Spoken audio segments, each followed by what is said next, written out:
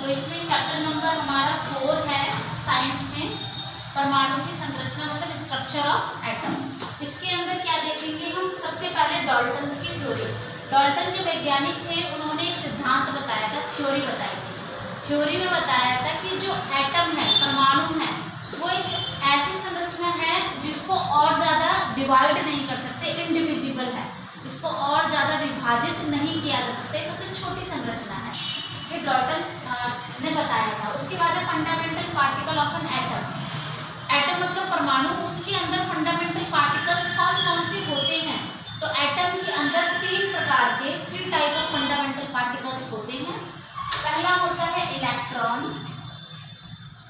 और प्रोटॉन और न्यूट्रॉन। ये 3 फंडामेंटल पार्टिकल एटम के अंदर होते हैं, परमाणु के अंदर होते हैं।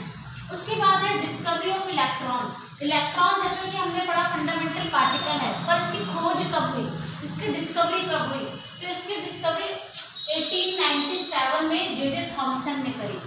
जॉन जेम्स मतलब कि जे थॉमसन ने 1897 में की थी। और की कैसे थी बच्चों, कैथोड रे एक्सपेरिमेंट किया था। एक डिस्चार्ज ट्यूब ली थी, उसके अंदर लो प्रेशर पर एयर को फिल किया था।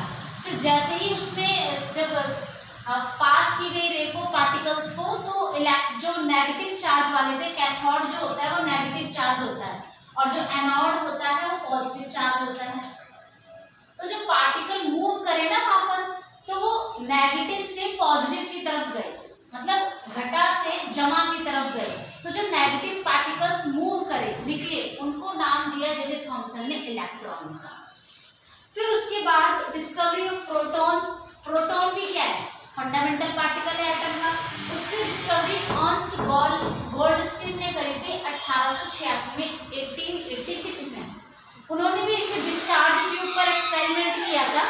बताया क्या था इसके अंदर, जैसे ही उसमें रे पास होती है, उसमें से जैसे ही रे पास करेंगे तो जो नेगेटिव चार्ज फ्लो हुए थे उसको तो उन्होंने नाम दिया इलेक्ट्रॉन का। अब जो पॉजिटिव चार्ज एनोड पर इकट्ठे हुए उसको नाम दिया एनोड का, मतलब कि उसको नाम दिया प्रोटॉन का। जो पॉजिटिव चार्ज एनोड पर इकट्ठे हुए हैं, कलेक्ट हुए हैं, उनको नाम दिया गया प्रोटॉन का। इट मीन्स प्रोटॉन क्या होते हैं, पॉजिटिव चार्ज के होते हैं। फिर उसके बाद थर्ड पार्टिकल है न्यूट्रॉन।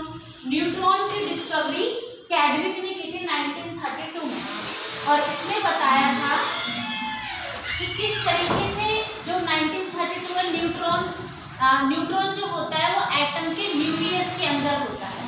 न्यूट्रॉन एटम के न्यूक्लियस के अंदर होता है। बाकी हम अभी आगे पढ़ेंगे। तो अब आगे हम देखते हैं J Thomson model of atom. Atom का पहला मॉडल जे थॉमसन ने दिया। जे पूरा नाम है इनका जोसेफ जेम्स थॉमसन। 1897 में इन्होंने सबसे पहला मॉडल दिया था एटम का। इन्होंने बताया, क्या बताया, इनका मॉडल था कि परमाणु मतलब कि एटम एक स्फेयर है। स्फेयर मतलब एक गोला है जिसके अंदर धनात्मक और ऋणात्मक, मतलब जो माइनस है वो इलेक्ट्रॉन है और जो प्रोटॉन है वो प्लस है।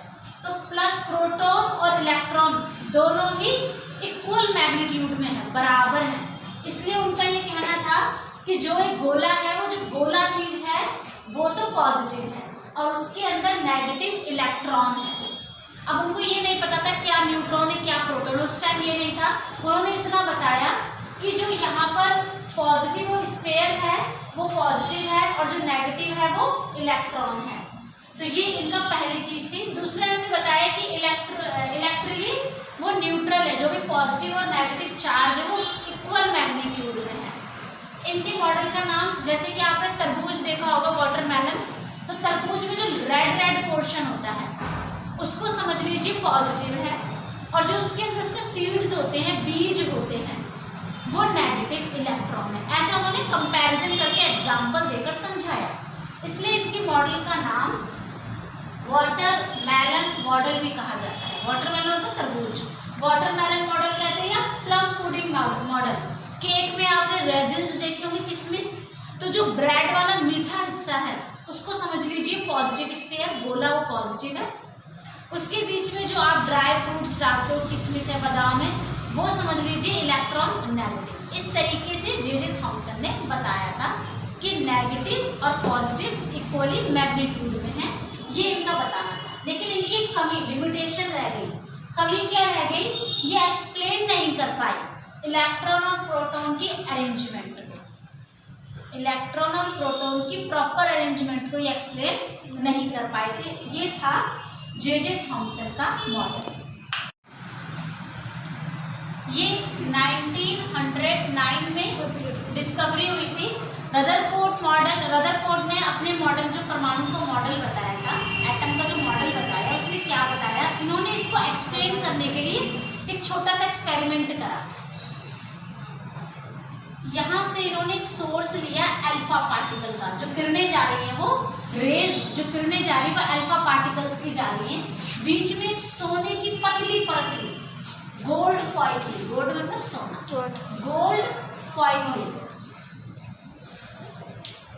पतली परत ली, और यहाँ पर एक स्कैटरिंग के लिए लगाया, जहाँ पर ये हमें सोर्स मिलेगा। ये स्कैटरिंग जहाँ पर हो रही थी, टकरा रहे थे, वो पता चला।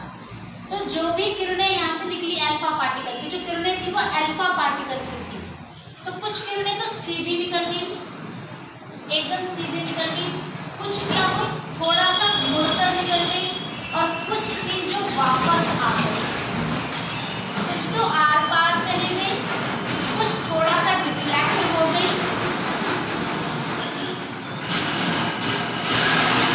और कुछ क्या थी पूरी तरीके से बाउंस बैक, मतलब पूरी तरीके से वापस आ गई। जो पूरी तरीके से वापस आई, इसका मतलब कुछ तो था, जहाँ से वो टकराई, कोई चीज़ टकरा कर आती थी, मतलब कुछ मजबूत चीज़ है, कुछ स्ट्रॉन्ग पॉइंट है। तो उन्होंने देखा ये जो एटम था, परमाणु था, इसका ज़्यादातर हिस्सा खाली है। जहाँ से जो रेज है अल्फा पार्टिकल की किरणें हैं, वो बिल्कुल सीधी निकल रही है, लेकिन कहीं कुछ कोना टकराया तो मुड़ गया, और कुछ बिल्कुल वापस आ गई।